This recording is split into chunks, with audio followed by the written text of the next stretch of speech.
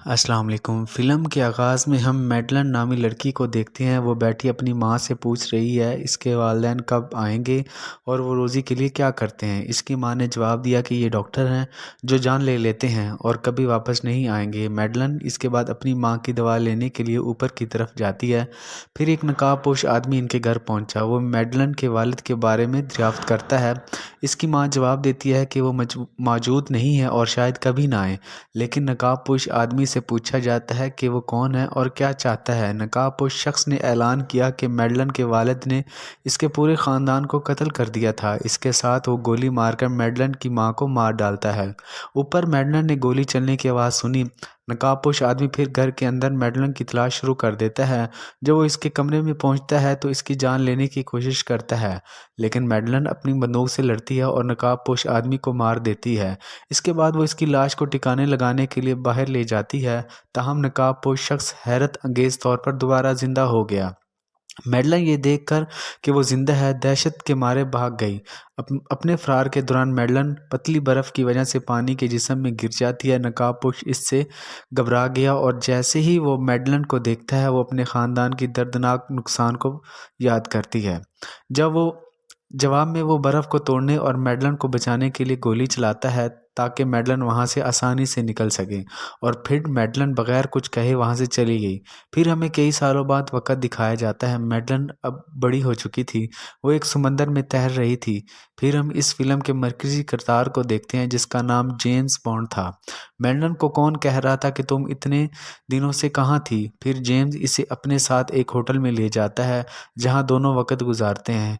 यहाँ जेम्स का कहना है कि मैडलन, मैं आपको इतने अरसे से जानता हूँ लेकिन मैं अभी तक आपके ख़ानदान के बारे में कुछ नहीं जानता। कहाँ से आए हो, तुम कौन हो। मैडलन कहती है मैं तुम्हें सब कुछ बता दूंगी, लेकिन आपको पहले अपने पुराने दोस्त की कब्र पर जाकर इसे माफ़ करना पड़ेगा और मुझे आपको इसके बारे में सब कुछ बताना पड़ेगा, क्योंकि मैडलन जिस लड़की के बारे में बात कर रही थी इसने जेम्स को धोखा दिया था, इसलिए मैडलन इसे ये सब करने को कह रही थी। जब जेम्स अपने दोस्त की कब्र पर जाता है तो उसे वहाँ एक अलामत नज़र आती है, लेकिन फिर एक बड़ा धमाका होता है जिससे जेम्स दूर से गिरता है। वहाँ एक कार भी थी जो जेम्स को मारने की कोशिश कर रही थी। जेम्स वहाँ से भागता है और इन लोगों से लड़ने लगता है। वो एक आदमी को गले लगाकर पूछता है कि तुम्हें किसने कहा कि मैं यहाँ हूँ। वो शख्स कहता है क्या तुम इस लड़की को जानते हो जिसके साथ तुम रहते हो। वो इस आदमी की बेटी है जिसे तुमने कई सालों पहले मारा था। जेम्स अब मोटरसाइकिल लेकर मैडलन के पास आया और कहता है कि इन लोगों को कैसे पता चला कि मैं कब्रिस्तान गया हूँ। वो अपने वालिद का नाम लेकर पूछता है कि वो आपको कैसे लगते हैं। मैडलन ने इससे कहा क्या तुम पागल हो, मैं किसी को नहीं जानती और मैं किसी से क्यों कहूँगी कि तुम्हें मार डालो। जेम्स को इस पर गुस्सा आ रहा था। वो मैडलन को लेकर इसके साथ जाता है। फिर मैडलन के फ़ोन पर किसी ने कॉल की। जब जेम्स ने वो कॉल सुनी तो वो आदमी कह रहा था कि मैडलन, तुम्हारे वालिद को तुम पर फ़ख्र होगा। इस वक्त बहुत से गुंडे जेम्स की गाड़ी पर हमला करते हैं, लेकिन जेम्स की गाड़ी बुलेट प्रूफ थी। इस पर गोलियों के कोई असर नहीं होता। वो इन गुंडों को अपनी नई टेक्नोलॉजी वाली कार से गोली मारकर हमला करता है। इससे बहुत से लोग मर जाते हैं। वो मैडलन को ट्रेन में सवार करता है और कहता है कि हम दोबारा कभी नहीं मिलेंगे। फिर हम चंद सालों बाद देखते हैं कुछ गुंडे एक कंपनी पर हमला कर रहे थे जो बायोटेक्निकल हथियार बनाती थी। वहाँ के साइंसदानों के एक आदमी का फ़ोन आया जो कह रहा था कि अगर तुम अपनी जान चाहते हो तो मेरे लोगों के पास तमाम केमिकल लेकर आओ। फिर वो तमाम लोग वहाँ से तमाम केमिकल लेकर साइंसदान को अपने साथ साथ अपने मालिक के पास ले आए। दूसरी तरफ जेम्स अपने पुराने दोस्त से मिलता है जिसने इसे अपने एक साथी से मिलवाया जो कह रहा था कि जेम्स, हमें मालूम है कि तुमने अपनी कंपनी छोड़ दी है। दरअसल जेम्स इसे कंपनी में काम करते थे जहां कुछ साइंसदान भी काम करते थे, और आदमी कहता है कि मैं जानता हूं कि तुमने अपनी कंपनी छोड़ दी है, इसलिए मैं चाहता हूं कि आप हमारी मदद करें। हमें आपकी ज़रूरत है। इनका कहना है कि जिन लोगों ने आपकी कंपनी के साइंसदान को पकड़ा है उन्होंने कंपनी से एक इंतहाई ख़तरनाक केमिकल चोरी किया है जो पूरी दुनिया को तबाह कर सकता है। आपको हमारी मदद करनी होगी और इस साइंसदान को रिहा करना होगा जो एक ग्रुप की तहवील में है और दूसरे शहर में है। जेम्स अब अपने अगले मिशन पर जाता है, लेकिन जेम्स इस मिशन पर अकेला नहीं था। इसके साथ एक लड़की थी जो पहले इसके साथ काम करती थी। अब इस शहर पहुंचने के बाद जेम्स की मुलाकात एक और लड़की से हुई जो इसकी दोस्त की साथी थी जिसने इसे एक मिशन पर भेजा था। वो बहुत खूबसूरत थी, इसलिए जेम्स की इसलिए जेम्स की इससे जल्द दोस्ती हो गई। अब वो इस पार्टी में जाते हैं जो लोगों के लीडर ने दी थी, जिनकी तहवील में साइंसदान थे। इनका लीडर वहाँ मौजूद नहीं था, लेकिन इनके आदमी सब पर नज़र रखे हुए थे। दरअसल इस ग्रोह का सरगना एजेंटों एजेंटों की तहवील में था। अब जब इस लीडर को पता चला कि जेम्स भी इस पार्टी में है, वो साइंसदान से कहता है कि कीमियाई हथियार सब पर बरसाए, क्योंकि साइंसदान इसकी तहवील में था। लीडर जानता था कि जेम्स अजियत में मर जाएगा, लेकिन ऐसा नहीं होता। साइंसदान पहले ही इस हथियार पर डीएनए को तब्दील करता है, क्योंकि इस हथियार में मौजूद शख्स का डीएनए सिर्फ इसी शख्स को मुतासिर करेगा। इसलिए साइंसदान दूसरे ग्रुप के लोगों का डीएनए डालता है। अब साइंसदान ये देखकर बहुत खुश हुआ, क्योंकि इसके कीमियाई हथियार काम कर रहे थे। जेम्स ने साइंसदान को बचाना था और इसे अपने साथ ले जाने वाला था। फिर दूसरे ग्रोह के लोग वहां आते हैं और साइंसदान को अपने साथ ले जाते हैं। तमाम ग्रोहों के दरमियान लड़ाई होती है, जिसमें जेम्स के साथ इसकी दोस्त भी थी, जो एक एक करके सबको मार रही थी। इसने साइंसदान को भी इन लोगों से छुड़ा लिया था। अब जेम्स के दोस्त का साथी इसे एक खुफिया दरवाजे के बारे में बताता है, जिसके जरिए वो साइंसदान के साथ निकला था। वो एक जहाज़ में आए थे जहां जेम्स का दोस्त और इसका साथी पहले से ही मौजूद थे, जिन्होंने इसे एक मिशन पर भेजा था। जेम्स यहां आता है और साइंसदान से पूछता है कि इस कीमियाई हथियार का मकसद क्या है और आप किसके लिए काम कर रहे हो। लेकिन फिर जेम्स का दोस्त अचानक इस पर हमला करता है, क्योंकि वो अब तक जेम्स और इसके साथी को भी धोखा दे रहा था, क्योंकि वो किसी और के साथ मिला हुआ था, और इस जहाज़ में अपने साथी को गोली मार देता है और जहाज़ को उड़ाकर साइंसदान को जहाज़ में अपने साथ ले गया। अब जहाज़ में धमाके की वजह से जहाज़ टूट गया और डूबने वाला था, क्योंकि इसमें पानी आ रहा था। यहाँ जेम्स के दोस्त के साथ यहाँ जेम्स के दोस्त के साथी को गोली मार दी गई। वो जान चुका था कि वो जिंदा नहीं रहेगा, इसलिए वो जेम्स को जाने को कहता है। जेम्स अब एक कश्ती में बैठकर आगे बढ़ता है, जिसके बाद हम मैडलन को देखते हैं, जिसके साथ एक आदमी था। वो दोनों अपने वालिदैन को याद कर रहे थे और एक दूसरे को अपनी कहानी सुना रहे थे। फिर वो शख्स मैडलन को एक डब्बा देता है, जिसमें वही मास्क था जो मैडलन ने बचपन में देखा था। हमें यहाँ मालूम हुआ कि अब तक जो कुछ हो रहा था ये आदमी कर रहा था। इसका नाम सेल्फी था, और वो वही था जिसने मैडलन की माँ को भी मारा था। मैडलन ने इससे पूछा, तुमने मेरी माँ को क्यों मारा और अब तुम क्या चाहते हो। सेल्फी इसे बताती है कि मेरे वालिद साहब का फूलों का बाग था, इसे फूल बहुत पसंद थे, लेकिन आपके वालिद ने एक आदमी के कहने पर मेरे वालिद को कत्ल किया और इनसे फूलों का बाग भी छीन लिया। लेकिन आप जानते हैं जेम्स पहले ही आपके वालिद को मार चुके हैं, जो आपके बहुत अच्छे दोस्त थे, जिनके साथ आप मोहब्बत भी करते थे। अब इस शख्स की बारी है जिसके कहने पर तुम्हारे बाबा ने मेरे बाबा को कत्ल किया था। तुम इस आदमी को मार डालोगे। मैडलन सेल्फी से कहती है, मैं तुम्हारी बातों पर क्यों यकीन करूं और तुम्हारे लिए काम क्यों करूं।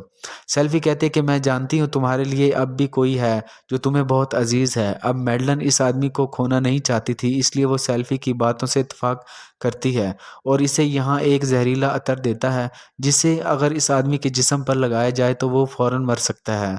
वहाँ जेम्स अपने एक दोस्त के पास गया जो एक एजेंट था, जो इसे कह रहा था कि आपको मालूम नहीं था कि साइंसदान किसी और के लिए काम कर रहा है और आखिर आपने इतने साल इसके साथ काम किया। जेम्स कहते हैं, अब वो चीज़ें अहम नहीं हैं, ये ज़रूरी है कि साइंसदान कहाँ है और किसके लिए काम कर रहा है। हमारे लिए सिर्फ ये अहम है। इसका दोस्त जो एजेंट था वो इसकी तहवील में सरफरासत था, जिसने पहले साइंसदान को बेवा बनाया था, और वो जेम्स को इससे मिलने की इजाज़त देता है, क्योंकि वो आदमी बहुत नाराज़ था और थोड़ा पागल भी था। इसलिए वो यहाँ एक दिमागी डॉक्टर को भी बुलाता है, जो मैडलन के अलावा कोई नहीं था। कई सालों के बाद मैडलन और जेम्स एक दूसरे को देखते हैं। जेम्स इससे मुसाफा करने के लिए हाथ बढ़ाता है, लेकिन मैडलन इससे हाथ नहीं मिलाती, क्योंकि इसके हाथ पर जहरीला परफ्यूम था। वो भी इस आदमी को मारने आई थी जिससे जेम्स मिलने जा रहा था, और वो और ये वही आदमी था जिसने सफ़ीन के वालिद के काम हुक्म पर मैडलन के वालिद ने कत्ल किया था। वो शख्स जेल के अंदर जाकर इनका सामने लाया जाता है। जेम्स यहाँ मैडलन का हाथ पकड़ने की कोशिश कर रहा था, जो परफ्यूम जेम्स के हाथ को भी छूता है, और मैडलन डर गई और वहाँ से चली गई। जेम्स अब इस आदमी से साइंसदान के बारे में पूछता है और कहता है कि बताओ वो कहाँ है, लेकिन वो इसे कुछ नहीं कह रहा था। इसके बजाय वो अपने माजी के बारे में बात कर रहा था और इसे नाराज़ करने की कोशिश कर रहा था, ताकि वो गुस्से में इस पर हाथ उठाए, जो इसको इसकी सज़ा देगा। जेम्स भी ऐसा ही करता है, इस आदमी का गला पकड़ता है। वो आदमी जेम्स से कहता है कि तुम बहुत खुदगर्ज इंसान हो, तुम मैडलन के नहीं बन सकते, तुम किसी और का क्या क्या होगे? तुम मेल्टन के नहीं बन सकते तो किसी और के क्या होंगे? जो बात तुमने इसे छोड़ दी थी, सारा प्लान मेरा था। ये सब सुनकर जेम्स इसे छोड़कर बाहर चला जाता है, जिससे बाद में पता चला कि वो शख्स अचानक मर गया था, क्योंकि जेम्स के हाथ पर एक जहरीला परफ्यूम था जो सिर्फ इस आदमी के डीएनए के लिए बनाया गया था। इस आदमी को मरता देखकर सब हैरान परेशान हो जाते हैं और वो सोचते हैं कि ये कौन है जो हमें इस तक ले जाएगा। वो शख्स जिसके लिए साइंसदान काम कर रहा है। इस दौरान इनका मावन कहता है कि जेम्स, क्या आप जानते हैं कि मैडलन इस वक्त कहाँ है? क्योंकि अब वही बता सकती है कि इससे ये जहर किसने दिया।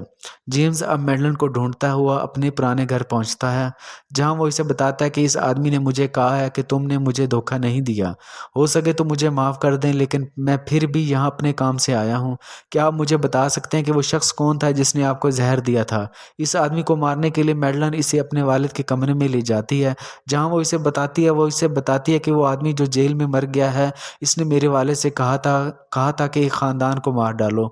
मेरे वालिद ने सबको मार डाला, लेकिन इनमें से एक ज़िंदा बच गया जो अभी तक ज़िंदा है। इसका एक जज़ीरा था जिसमें फूलों का बाग था और इस आदमी का नाम सुफेन है, जो अभी तक ज़िंदा है। इसने मुझे वो ज़हर पिलाया और इसकी नीयत ठीक नहीं है। वो इन पौधों में जहरीला केमिकल डालकर दुनिया को हलाक करना चाहता है और तुम्हारे दोस्त जिसने तुम्हें धोखा दिया वो इन लोगों के साथ काम कर रहा है। वहाँ मैडला ने जेम्स को एक छोटी लड़की से भी मिलवाया जो इन दोनों की बेटी थी, जिनके बारे में मेल्डन ने कभी नहीं बताया था। इसलिए कुछ लोग वहां जाते हैं। मेल्डन जानती है कि ये स्फीन के गुंडे हैं, क्योंकि वो नहीं चाहता था कि किसी और को इसके जजीरे के बारे में कुछ मालूम हो। जेम्स अपनी बेटी और मेल्डन के साथ भाग जाता है, लेकिन वो लोग इन पर हमला कर रहे थे। अब जेम्स जंगल में आ चुका था। मेल्डन और इसकी बेटी एक झोंपड़ी में बैठकर लोगों से लड़ने जाती हैं। वो यक्के बाद दीगरे इन्हें कत्ल कर रहा था। इस लड़की का फ़ायदा उठाते हुए सफ़ेन मैडलन और इसकी बेटी को अपने हेलीकॉप्टर में ले जाता है। वो मैडलन को अपने बाग दिखाता है जिससे वो दुनिया की आबादी को रोकने वाला था। वो मैडलन से अपने ख़ानदान का बदला ले रहा था। वो अपनी बेटी को इससे अलग करता है। यहाँ जजीरे पर जेम्स और इसका साथी भी पहुंच चुके थे, जिनके साथ जीपीएस लगा हुआ था। जैसे ही वो वहां आता है, जेम्स और इसके साथी ने साइंसदान को पकड़ लिया, लेकिन यहाँ एक स्पीकर के जरिए स्फेन इससे बात करता है। जेम्स, ये कितना अजीब है, मेरे पास आपके दो सामान हैं, हम बैठकर बात क्यों नहीं करते? अब जेम्स अपने साथी को साइंसदान के हवाले कर देता है और ख़ुद स्फेन से बात करने चला जाता है। स्फेन की जेम्स की बेटी थी। जेम्स कहता है, देखो, मैं खूनरेज़ी नहीं चाहता और तुम मेरे आदमी को मेरे हवाले कर दो। अपने घर वालों को लेकर खामोशी से यहाँ से चले जाओ। और हाँ, अगर तुम मेरे जहरीले पौधों को ख़राब करने की कोशिश करोगे तो अच्छा नहीं होगा। मैं तुम्हें इस तरह मारूंगा कि तुम सोच भी नहीं सकते।